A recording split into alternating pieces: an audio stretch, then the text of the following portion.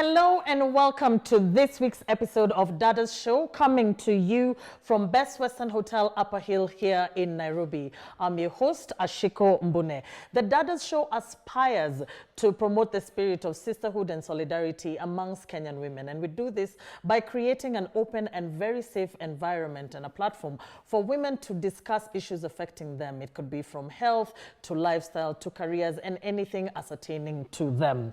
Now, it's not uncommon for partners to separate and go their individual ways and begin to lead separate lives. However, when there's a child that was brought forth during this particular union, then co-parenting is introduced. Wikipedia defines co-parenting as an enterprise taken by parents who together take on the socialization, the care, and the upbringing of their children, whom they share equal responsibility. So today we will get the opportunity to interact with mothers who are co-parenting, as well as speak to industry experts on everything in this particular issue.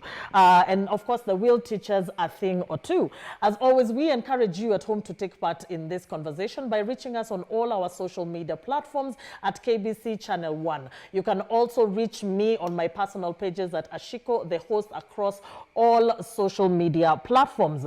And we can discuss, we look forward to hearing from you. We can discuss this topic and any other topic. Before we dig into today's conversation, let's have a look at the following feature. It is always a joy when you become a parent. To some, it is a great milestone. According to new research that reveals an outstanding new face of the Kenyan family, more women are drawn into single parenthood as they agree with their former partner to raise the child. Co-parenting, as commonly referred, is the new way of raising children after a split, yet very few talk about the difficulties. When two people as adults come together and they want to be husband and wife. So now when they get into marriage, that marriage is a cord that put them together. But down the line, you find they are blessed with kids or a child or kids.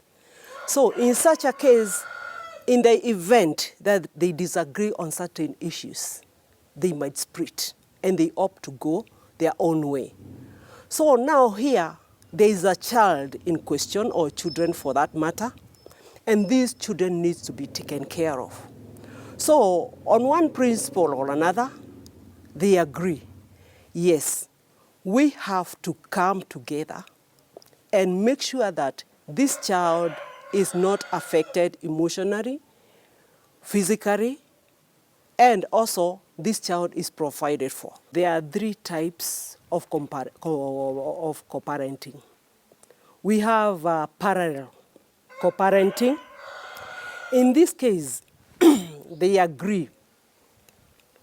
They normally agree. I'll live my own life. Yes, I'll live my own life. You live your own life, but we'll be joined only by our child. So I'll have my household. I'll run the way I want. We won't have much discussion about our lives. Our focus is only to the interest and the best we can out of this child. Number two, we have conflicted co-parenting. In this case, you find this marriage is always, this co-parenting, they are always in conflict. To an extent, this child will be affected emotionally. To a point, this child can get even depressed because they are throwing words here and there in front of the child. So in such a case, this one is not very good for the child. A lot of parents are now finding themselves opting to co-parent rather than staying under one roof. As divorce, separation, and single parenting continues to soar, co-parenting comes with its benefits. If this child is brought up in a successful co-parenting and a very positive co-parenting environment, this child will be in a position to be comfortable This child will have security. This child will feel that love from both parents. And that means the child will be in a better position, even socializing with other children and adults, even later in life. The other thing, this child will have all the provisions this child needs. Once in a while, he or she may be with the other parent, the other time with the other. So in such a case, this child will receive both parenting styles from different parents. And this even may help this child to interact later in life. Most likely, co-parenting involves a custody sharing schedule and making joint decisions about the welfare of the children. Co-parenting is one of those things that is easier said than done. These negative effects on the child will make even the child get into depression, have low self-esteem, have no one to model. He has no one to model.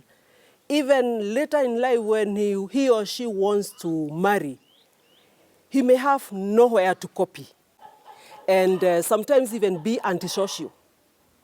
Sometimes you find that this child will not relate with others well and be very aggressive. Research shows that the quality of relationship between the co-parents has a strong influence on the mental and emotional well-being of the child. The child is the one to suffer in this case. But there is still hope, because if this child is living with grandparents or a relative, it means this child is not getting motherly or fatherly love. There are things he may not share with others. Lifestyle changes, way of doing things, even where could be he was going to school, has changed because it could be another city in another environment. So this child will be very much distressed. The ultimate goal of every parent is the stability and well-being of their child. However, there are cases where both parents abandon the child. For one, they have a lot of bitterness towards each other. And they may want to hit back using the child. So it means instead of throwing the missiles to the other partner or the ex, they'll use the child to hit back. So in such a case, you'll fight because they're yet to heal. Because for one, after divorce, there's a lot of anger, bitterness. And then as you look back from where you started, could be there's loss of that emotional touch. Now here you've separated, you invested so much emotionally, financially, and you don't know what to do next. Now, this time they've not healed. The wound is very fresh. So they use the child to hit back, to comfort their ego. Co-parenting scenarios come with many challenges, but one thing is clear. It will require a lot of sacrifice from both parents to make it work. Welcome back. So as mentioned, joining me today is a wonderful group of ladies who will teach us more, teach us more on co-parenting, and they will share their experiences in a bid to actually understand what co-parenting is and what it entails. So right next to me, I have Judith Muhatia, who will fill us in on which co-parenting style she is in, or is it at. Next to her, we have Catherine Mulwa, who's also a co-parenter. Karibu sana, Catherine. And then next to her, we have a family therapist, Madam Susan Kibe. Karibu sana, Madam Susan Kibe. And then finally, a member of our panel who is seated in our audience, we have Madam Leah Kigwatha, who is an advocate specializing on family law. Karibuni sana, ladies, for making time to sit on this wonderful panel. And of course, I cannot fail to acknowledge my wonderful audience who took time from their busy schedules to sit here with me as we discuss and demystify co-parenting. So before we, let's jump into today's conversation. And we will start off with you, Judith. So thank you so much for taking time off your busy schedule, Judith, to actually sit with us. And I have to commend you, because when we were doing research on co-parenting, it was not easy to find people who will come and share. So of course I have to commend you. I have to applaud you for coming and sharing your story. I believe this is not going to be in vain, and there are very many people at home who will benefit from your story. So tell us a little bit about yourself and your co-parenting journey thus far. Thank you, Ashiko, for having me. I'm humbled. My name is Judith Muhatia. I'm 29 years old and a mother of an 11-year-old daughter. So for me, I would say that co-parenting hasn't been, I wouldn't say easy, because it hasn't been that easy, but so far so good. Every time I try to compare with what, let's say, I see going on with my friends, family members who are in the same situation, their cries are so loud. So I would say for me, I'm grateful for how it's going so far. Yeah. Yeah. So you'd say that you're co-parenting, you're in a cooperative co-parenting situation? Yeah, I think so. Yeah, I'd like to think so, yeah. Okay, it's then very cooperative, yeah. That's fantastic. That's good to hear. So thank you so much, Judith, for sharing with us. Next, we have Madam Catherine Mulwa. Karibu sana Dadas. All the way from the coastal city of Mombasa. So of course, when we talk about diversification and inclusion, this is what we're talking about. We reach out to women across all the corners of the country. So karibu sana, Catherine from Mombasa. And of course, I do applaud you for also coming. So unlike Judith, your story is slightly different, or is all the way different. And of course, we commend you for your courage to share. So kindly, please.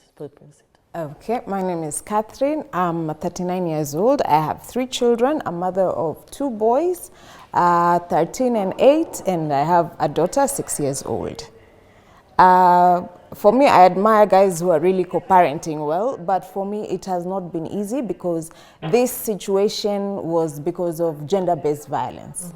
So for me, it has not been all roses, and it's something I'd love to embrace, but not at the risk of my kids' emotional upbringing. Yes. Oh, wow. Yeah. Thank you so much. We'll dig a little bit deeper into both of the stories, but just to get direction and context in today's conversation, based off what the ladies have shared, you know, we have Judith, who her co-parenting style is actually working out. She's okay. Her 11-year-old is happy and thriving. And we have Catherine, who is from a situation where there was gender-based violence, and she chooses and she opts to stay away from the whole co-parenting scenario for their own safety. Susan, if you can expound, what is, for starters, the goal of co-parenting? Is it something that we are forced to do? Is it something that we have to do? Or is it something that we choose to do? Because we have various situations where people have left, people have stayed. What is the role? And then could you perhaps expound a little bit further on the different types of co-parenting? Okay, thank you so much, Ashiko, for having me in the Dadas show. And my name is Susan Kibe, a marriage and family therapist. And so that tells you that we have the interests of both the marriage, but then also the child or the children. And in a co-parenting situation, our interest is more on the children. The children didn't have a say into whether to be married, to be born in a marriage situation or not, and yet they have their needs that have to be met.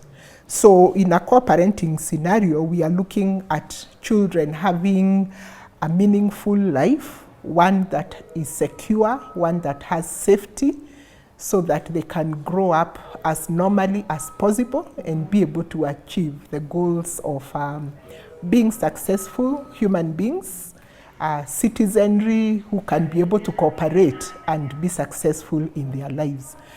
And so you realize that in parenting, we need to have the needs of the children met, the physical needs, the emotional needs, which means that their emotions need to be nurtured.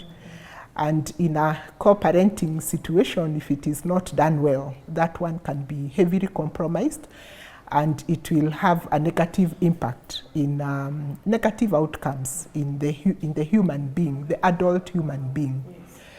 So in a co-parenting scenario, as you said, we have the 3 styles. We have the cooperative one. That one should be what we aspire to have. Because it have the best outcomes for the children. Of course, not the best compared to children brought up in a marriage situation where both mother and father are there, because both the mother and the father have contribution that they make, especially towards the socialization and also the emotional aspect of the child. So in a cooperative situation, people tend to sit and agree and therefore have an environment that is conducive for those needs of the child to be met. It also has its own drawbacks. That's the cooperative one, because again, we are also looking at people who couldn't be able to stay together, and now they are forced by circumstances. So kind of like I have to really put our differences aside so that we can be able to speak in one voice. In the parallel co-parenting, we have the needs of the child are being met, but at 2 different scenarios. Yes. People are not talking, people are not discussing anything, but we have our set agreements that you do this for the child and I do this for the child. So that again can complicate, because we have 2 sets of values in 2 different homes, and that can complicate the child. And definitely we have the conflicted one, and the conflicted one, sometimes we even end up not co-parenting at all, so that it's one of the spouses who takes up the full responsibility of the child. Sometimes in a conflicted, and I know we have Madam Kiwada here, and she's going to tell us how the law comes in, because sometimes they come in as the mediators, so that when the needs of the child have to be met, they are met through a third party, so that they can eventually reach the child. So, as I said earlier, the needs of the child are basic. We need the child to be brought up in a secure environment, safety and everything, for positive outcomes later on in life. Thank you so much. That's really well put, Madam Kibe, how you've broken it down. So even from what you explained, we can be able to adequately know where your fellow panelists actually where they belong in. So the next question is to you, Madam Leah. So karibu sana wakili, and thank you so much for making time off your very, very busy schedule to join us. We really, really appreciate your presence. Kindly enlighten us, because here we're talking about co-parenting. There are certain terms that are thrown around, and I think people get confused. So there is the custody, there's traditional custody. What is the difference between traditional child custody and co-parenting? Thank you, Ashiko, for having me on the Dadas show. I'm happy to be here. Yeah.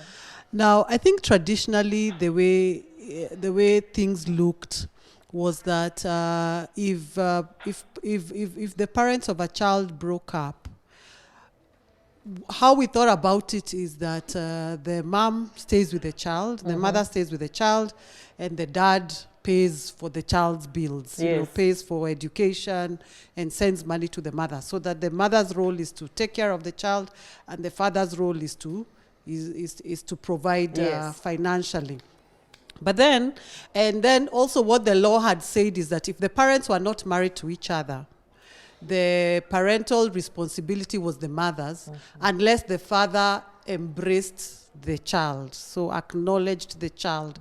So if he said that he agreed that the child was his, or actually if he took care of the child for a year after the child was born, then, so if he walked out when the child was 9 months old, then he didn't have parental responsibility. But in 2010, our constitution in Article 53, our new constitution, new to some of us. New to some of us, yeah. Not new. Yeah. If you're in your 20s, it's not new for you. Yeah. But our new constitution provides in Article 53 that parental responsibility is parents have equal parental responsibility, whether they are married to each other or not.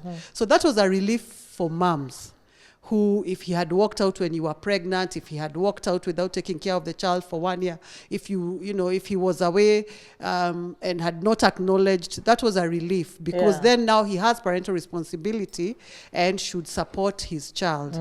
But then also it has come with an interesting shift.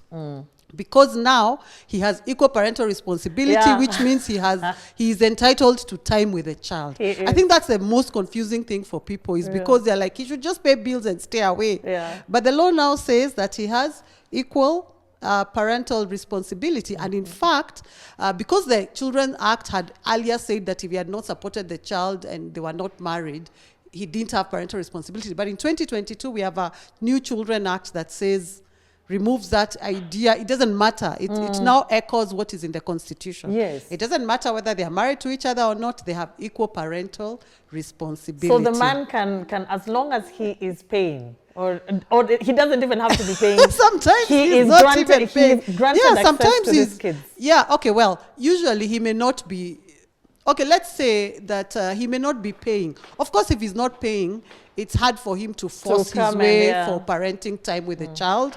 But some have tried to say, I don't have to be paying to have parenting time with the child. So that's the thing, is that right now, both parents have equal rights and responsibilities as far as the child is concerned. So we've moved from that place where the mother stayed with the child and the father paid, or he didn't have to pay if he has not acknowledged the child. And we have moved to a space where it doesn't matter whether you're married to each other or not, whether you are ever married, whether you will ever get married, as long as the child is your biological child, both of you, then you have joint parental responsibility. And that's where now co-parenting comes in, because now you have to discuss how will we exercise this or joint not parental discuss, responsibility, or fall in any of the categories. Exactly. Yeah, but it is expected. So co-parenting is expected as long as a child has been brought forth. Yes. Okay, that's excellent. And I'm sure very many people are appreciating the clarity, because I think it was, there would be stereotypes or rumors that as long as, if we did not live together, then we do not have to co-parent. So if we had a one-night stand and I got pregnant, then we don't have to co-parent, because after all, I mean, sikuwa na wewe, nini, wejipange. So let's dig deeper into the story of Susan and Catherine. So actually of Judith and Catherine. So Judith, you are in a cooperative co-parenting style. Please let us know, or tell us, share your experience on how you make it work. Because I'm sure many of us want to find out, how do you make it work? What I can say is, for starters, we've been together for, staying together for 5 years, because when we met I was young, obviously, and there was a period I had to go back to school, finish high school. So we started living together in 2016. So for 5 years later, things didn't go as we wanted it to go. I wouldn't say we were married, because we weren't legally married, but we stayed together. And it reached a point we couldn't do it anymore because of a few misunderstandings. And in 2001, I had to move out and, take my daughter. And for that time, during that period, let's say we've been separated for 2 years. So the first year, it wasn't that easy. I wouldn't say it was that easy, because we had some ups and downs. He didn't have, at some point, he didn't have a stable job. I was working, yes, but he wasn't at some point. And providing became a little bit on my side. I provided 80%, almost 80% of everything. So at some point it was really hard. I can say it was hard, and we had every now and then to, you know, kuvurugana tunavurutana, because now maybe this is school fees, you need to pay school fees, you're supposed to do this, at least do something, and he couldn't, so it was a bit hard, right? But 1 year later, he got a job, yes, and he just came and said, you know what, because this is what you've been doing, I want to take care of school fees. So I want to, let's say we are going to divide responsibilities. Yeah. So he's taking care of school fees. Taking care, like for example, when we are doing education, we are dealing with education of a child. He's paying school fees. I will buy, let's say, stationaries and stuff like that. I pay my own rent. I buy food. But every now and then, whenever he picks our daughter, most of the times they meet at her grandma's place. So he can go spend time with her, do some shopping and all that. So far it's been like that for now 1 year down the line again. So until now, we have that understanding of this is what you're supposed to do and this is what I'm supposed to do. And that's what I'm asking. What are these things that so what is this that has made it successful? Yeah, what do you so practice? Yeah, what I can say is we have to respect each other. First of all, we have to set like boundaries. Like, I don't have to like push him. He knows what he's supposed to do. This is how we agreed. I don't have to push him. Sometimes it comes, he needs to pay school fees, maybe he's late. And I would ask him, what happened? He'd be like, okay, maybe I'm low on cash at the moment, but I don't have to like start throwing insults, you are useless, what, no. I understand him. When I need something, maybe I'm low on cash and I need to do my part, I ask him, he helps, he chips in. We don't have to quarrel, we don't have to throw bad words at each other. Another thing I would say is respecting each other. Yeah. Right? We have the understanding, the respect, and mostly we have the family support. That is very important, I think, because when we were together, from my side, I don't have my parents. It's mostly my siblings and my sister who is younger. But he has his mom. I've known her since, and she's been very supportive. She has never come between what happened. She has never been like, you know, now that you decided to leave, you either give us our kid or we are not going to support you. No, she's always been very, very supportive up to date. Yeah. Thank you so much. That's actually a really, really good story, Judith, because I think you've outlined certain things that I think many people would like to practice at home. You know, you've talked about respect, you've talked about understanding, and you've talked about boundaries, and of course the support from family. You know, instead of already working on a volatile situation and making it worse, they're making it better. So we'll move on to you, Catherine. From your experience, you know, based on your scenario, what are the factors that have made co-parenting challenging for you? One of the factors that has really made me not embrace co-parenting is the fact that, as I mentioned, I came from a gender-based violence background. And when I talk about gender-based violence, this is someone who was very violent. Hata akiita mbwa, jibu wale tuko nao nyumbani, jibu anakuja akijikojolea. That is how bad it was. So I decided to walk out, and I didn't want to leave my kids behind. I had to use police to get those kids. And that time, as she mentioned, when there's a separation, it's the mother that lives with the children. So I took my children. It's been like 2 years, no support at all. I've been doing it 100%. So for someone who you'd think would be responsible and we have a problem, me and you, fine. But what of the kids? Why does it take you 2 years to now get up from wherever you came from and start demanding to have your kids and propose things like, oh, I'd like to pay half the school fees, and when the schools close, I can take the kids. I'm like, no, that can't happen. And first and foremost, I'm still fearful.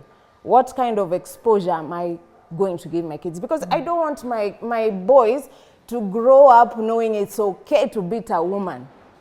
And for my girl to grow up knowing it's okay to be beaten. That is what I don't want. And it's not that I don't want them to have a relationship with their father. I do want that relationship. but not with the current setup. Okay. Yeah. Yeah. I want my children to be able to express themselves without having to be judged. Yeah. Yeah, without fear that I'm going to be hit if I say this. Yeah. So for me, it has not been all that. I'm protecting my kids from trauma. And at the young age is when you get children developing some habits that even you were surprised. Yeah. Right now we have people who kill their own parents. We have grandchildren who murder their own grandmothers. We see this in the news every day. And it's because of exposing these kids to violence. And a lot of people overlook such things. So for me, the way I stay with them right now, I still remind them, the boys, even if they are fighting over things, you are not allowed to hit your sister. Okay. The same goes for the lady. Yeah. Yeah. Okay. Yeah. Thank you so much, Catherine. And I mean, that has brought up so many questions. You know, I would really like actually both our lawyer on panel today and our counselor to actually dig deep. But we seem to have run out of time, but we will come back and pick this up right after our small break when we are in the question and answer session. So please don't go far away.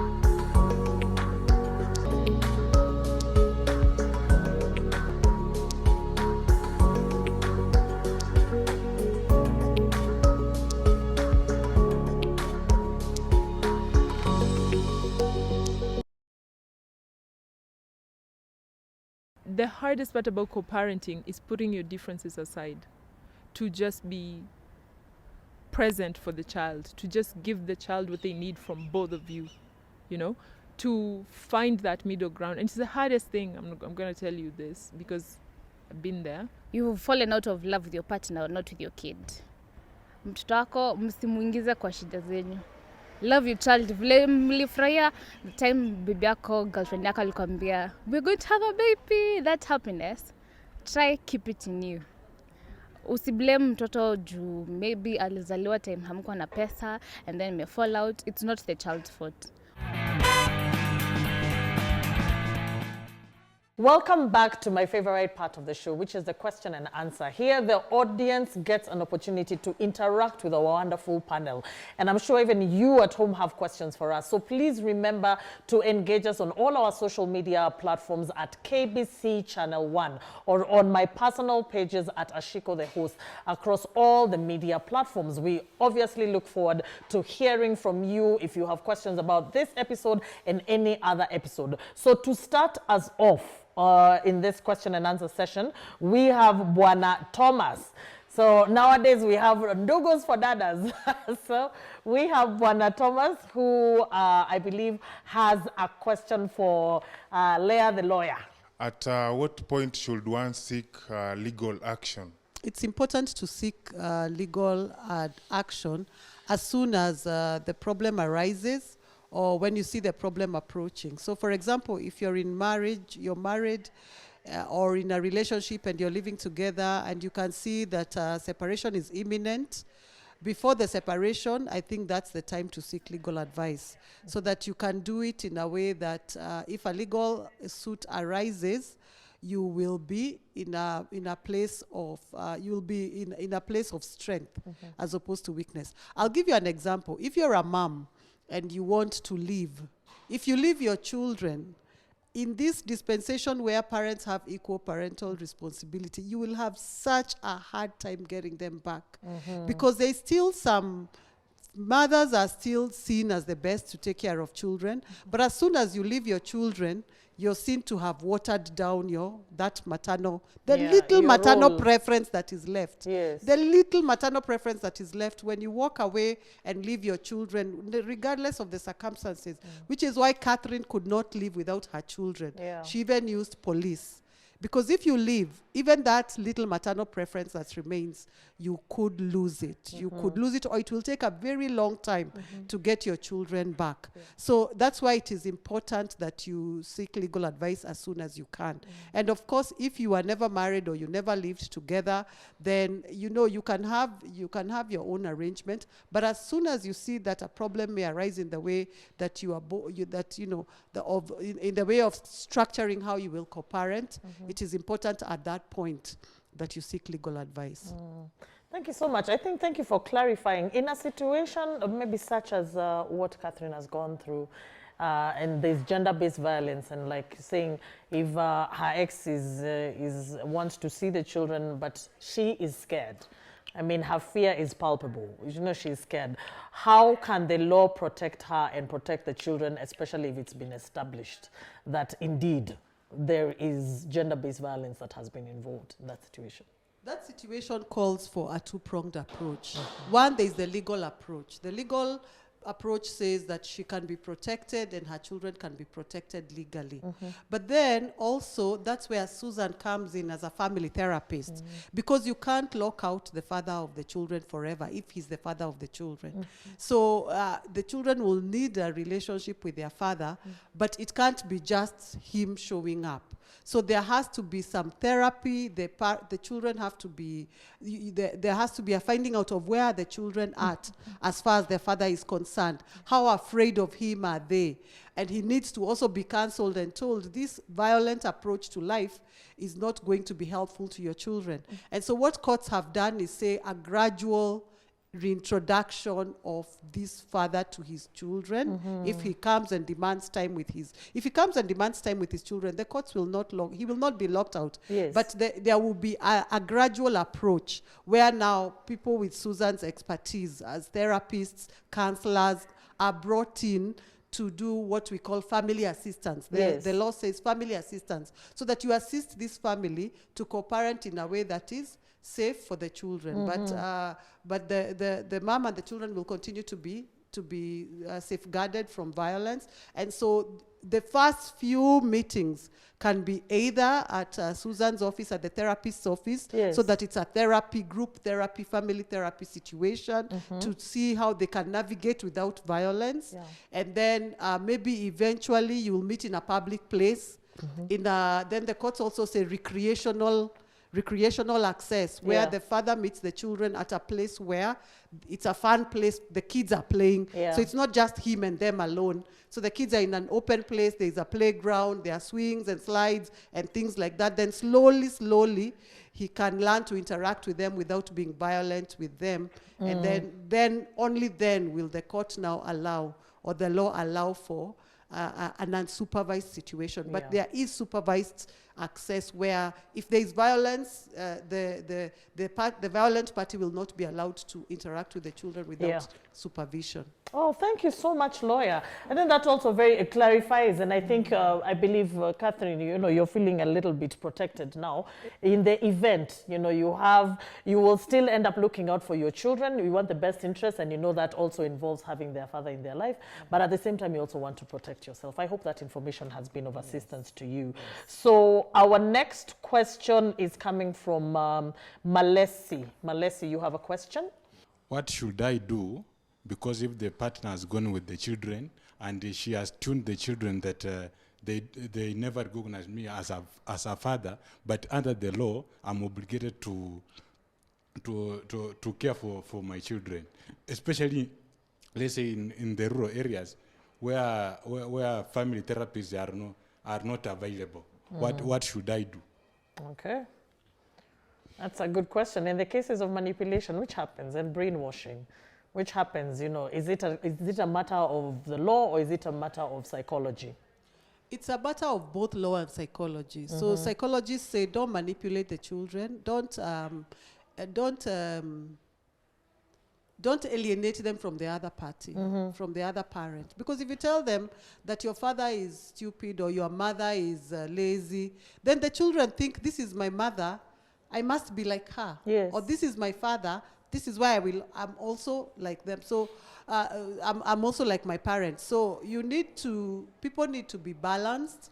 And so you are not, psychologically, and I think Susan can speak to this, you shouldn't alienate the children from the other parent. But even a country where there are no therapists, there are elders, there are uncles and aunties, there is family, there is the church, there are mosques. So there are many we can reach out to. I mean, as Africans, we live in community. There are many community leaders, and there are many people in the community who would be able to help with situations such as that. Yeah. Thank you so much. So Malesi, as the lawyer has rightfully put it, I think in that situation, seeking intervention and mediation is the best course of action. Thank you so much, Madam Leah. I mean, a round of applause for Madam Leah, because, to be honest, I think there's so much clarity, and I think when the law is involved, then I believe that parties have to coerce, parties have to, they have to do the right thing. So our next question is coming from Njoki. Njoki has a question. Kate, don't you feel that someday your children will blame you for blocking the relationship with their dad, all in the name of protecting them from the trauma? I don't think they'll blame me because they were present when these things were happening. And at that time, even their performances in school was not so good. When I moved out with my kids, right now, all of them are A students because they are more at peace. They don't have to sleep fearing to hear any slaps or blows at night because they are small. By the time I was leaving, the girl was 3 years old. So you can imagine.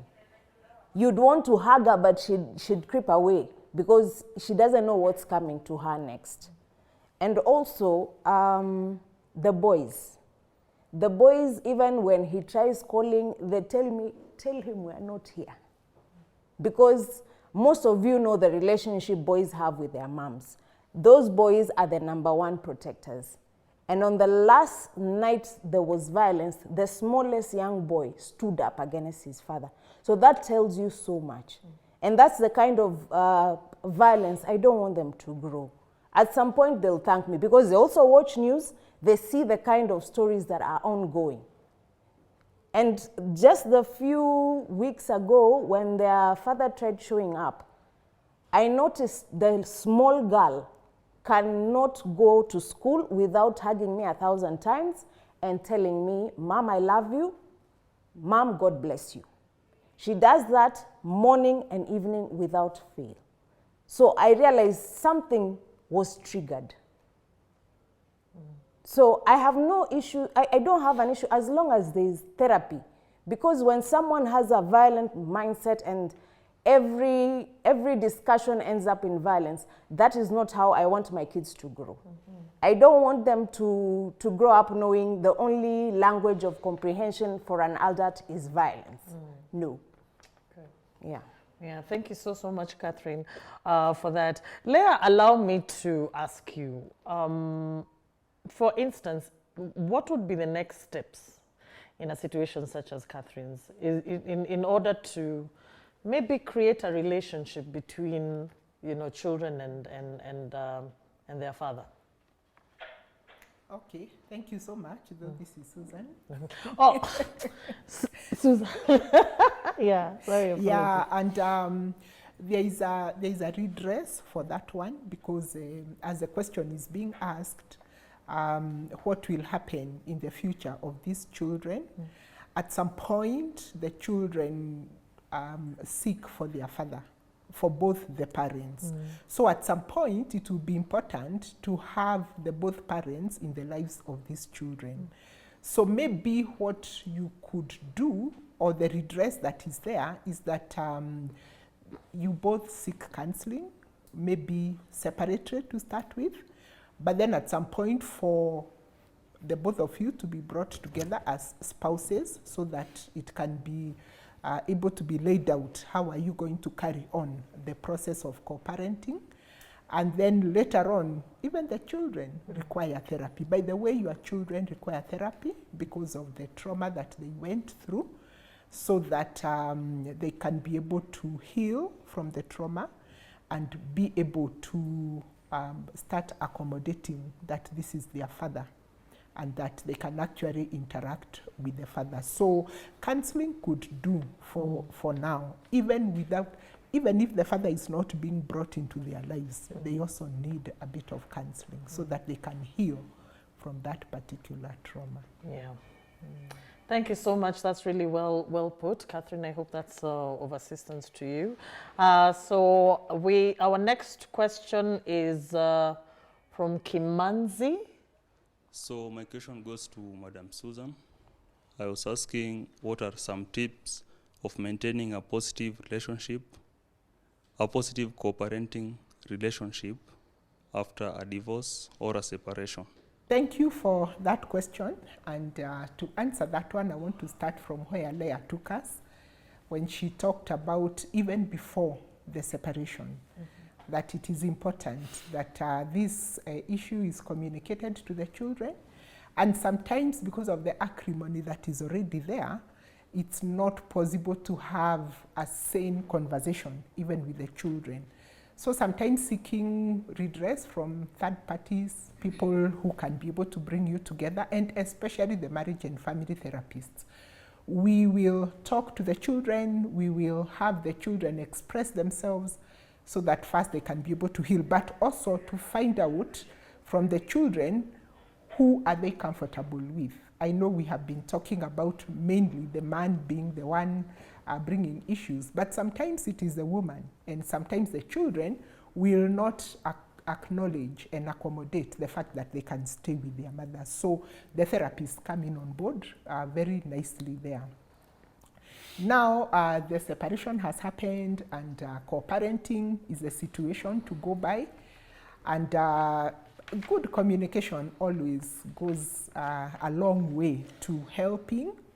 Communication where we are in agreement what is our goal towards the children, and the goal in the holistic upbringing of the child. What are the outcomes we are interested in? And that communication helps us to be able to have, a common mind when it comes to the issue of schools, the issue of lifestyle maybe, and all that. And this communication should be ongoing in a way that when challenges come in between, let's talk. Let's say that, yeah, I am supposed to contribute this much, but my present state will not allow me. So that we can be able to see what are the areas we need to compromise, how much flexibility can we have on both sides in as far as now the provision of the children is concerned. We also have just the couple being able to heal and bring closure to whatever psychological issues they had, and especially towards one another, to be at peace, because their peace and good mental health status is very important in as far as being able to provide the necessary care. Remember, I talked about the all-round care of the child is concerned. What happens when that healing doesn't take place? When we still have scores, to be able to settle, sometimes they use the children. So you can find my husband is supposed to come for the children. My ex, in this matter, is supposed to come for the children over the weekend, but I withhold because I have a matter to score with him. I am supposed to allow the father to go for school, I don't know what they call them, going to check how the child is performing in school, but I end up refusing. We are trying to settle scores that are our own scores through the children, So let us be sane enough. Let us say these are our issues and the children have nothing to do with them, so that we separate our own issues from the issues of the child.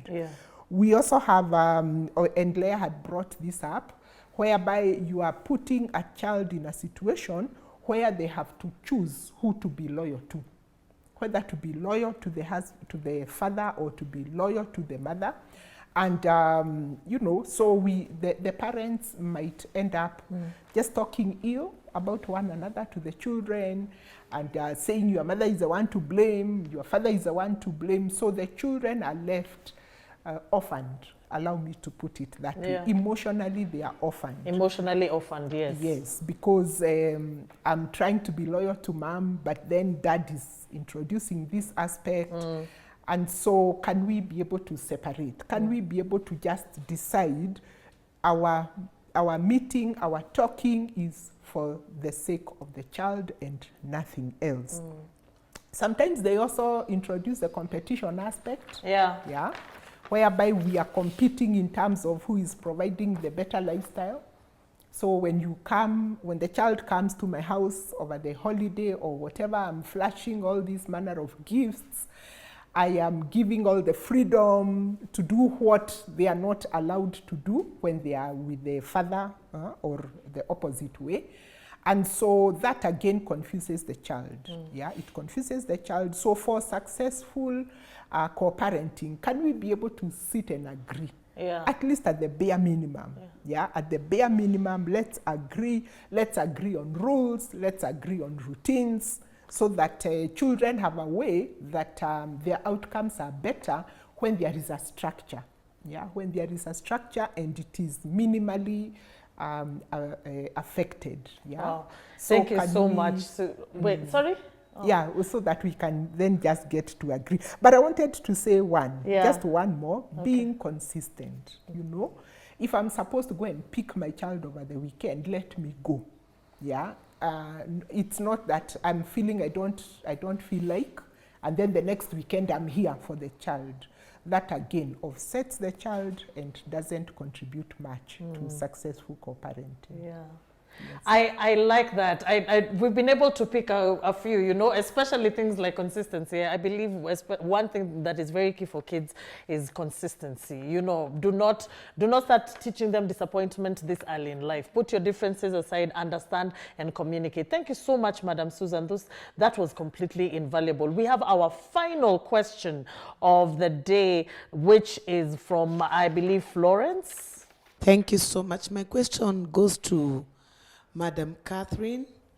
I wanted to ask, for example, now you have been separated, you have divorced, officially divorced, and you have kids together, and here is your partner who is not supportive.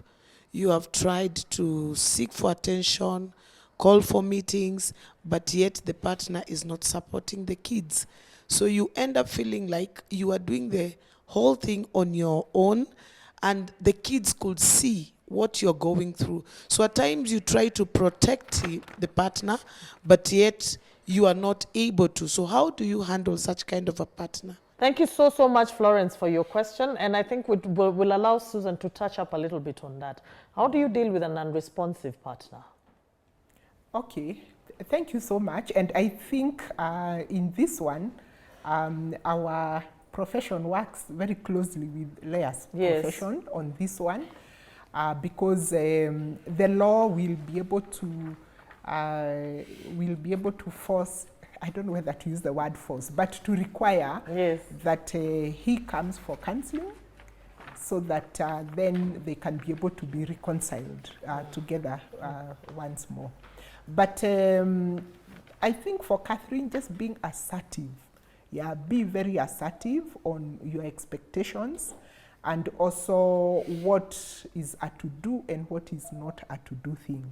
And if the worst gets to the worst, just come and we deal with it in a counseling kind of a situation.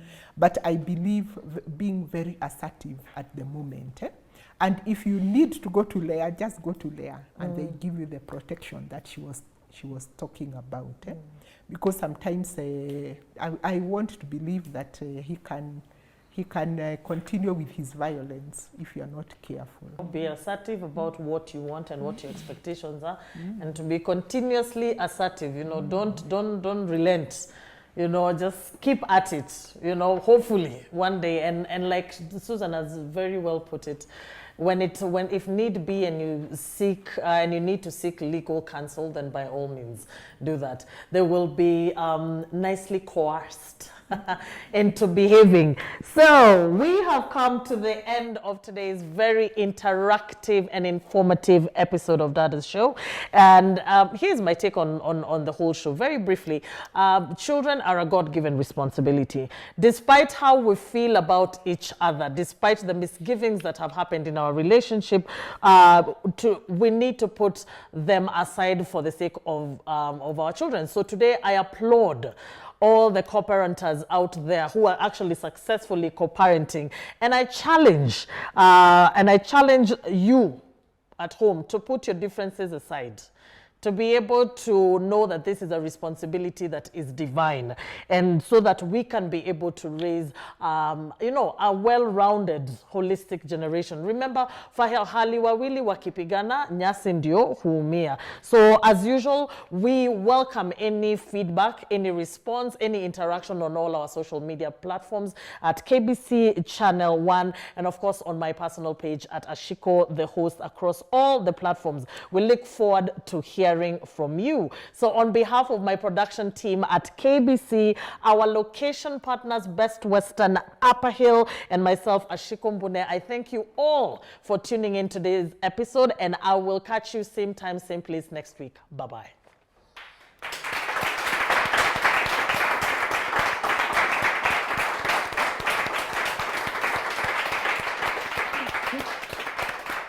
Yeah.